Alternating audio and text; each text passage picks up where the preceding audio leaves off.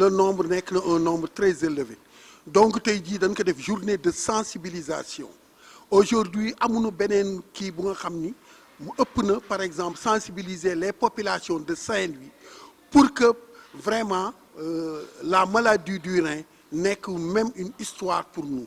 En attendant, toutes les populations sont là et ils sont très sensibles. Ñoo ngi vraiment inviter davantage les populations à venir se dépister. Heureusement qu'ils sont là et que vraiment ça marche jusqu'ici.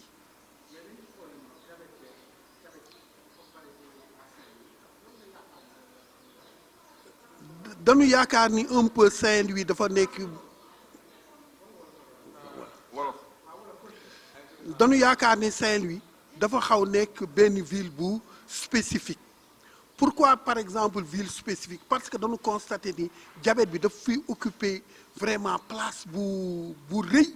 Dañu gis ni par exemple maladie rein yi aussi daf si occuper lu rëy et que mu nekk lu nga xam ni doomu Ndar bu nekk ak foo mënti nekk si diaspora bi ak foo mënti nekk si Ndar war nga fexe ba par exemple dugal si sa loxo ndax ñii c'est nos frères c'est nos sœurs c'est nos neveux c'est nos nièces yu nga xam ni par exemple nun ménage waruñu ménager wu pour par exemple vraiment essayer de sauver leur vie. Participer par exemple vraiment si affaire u dialyse c'est pour participer par exemple à donner par exemple la vie ou bien à prolonger la vie. Réellement c'est ça pour nous, c'est mooy sunu credo. Nous allons nous mobiliser davantage par exemple pour que cette maladie qui est du rein par exemple vraiment disparaître de notre milieu.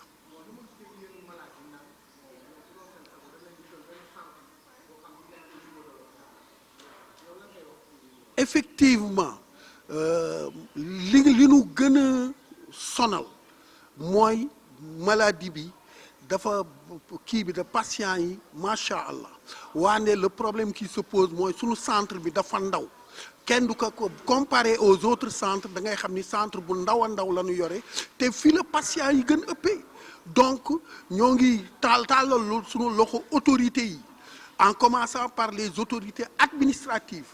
Bu ñu jógee aussi si autorités administratives yi aussi ñoo ngi taal les autorités politiques nous tendons encore une fois de plus sunu loxo si maire bi ni leen par exemple maintenant il est grand temps que Saint-Louis am centre fonctionnel au vrai sens du mot centre bu nga xam ni dana mën jël doomu Ndar yépp yi nga xam ni dañu feebar parce que jusqu'ici mu jëlagul leen te ñu bare mënuñu faju moo tax ndax amuñu par exemple lal yu dal te centre bi aussi dafa ndaw.